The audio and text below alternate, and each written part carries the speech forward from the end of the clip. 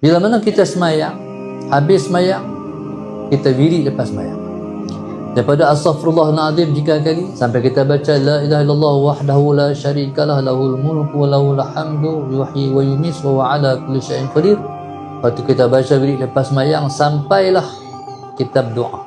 Mana-mana orang yang membaca wirid lepas semayang, dia tidak akan bangun melainkan dia bangun tanpa dosa. Allah dah ampun dosa dia dah.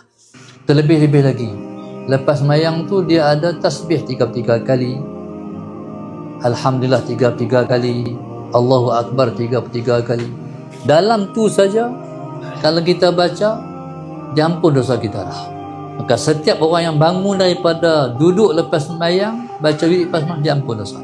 Kita salam pula dengan orang sebelah kanan kita, dengan orang sebelah kiri kita. Jadi bersalam-salaman ni menyebabkan dosa-dosa di antara celah-celahan jari kita. Nak kata apa? Ada dosa?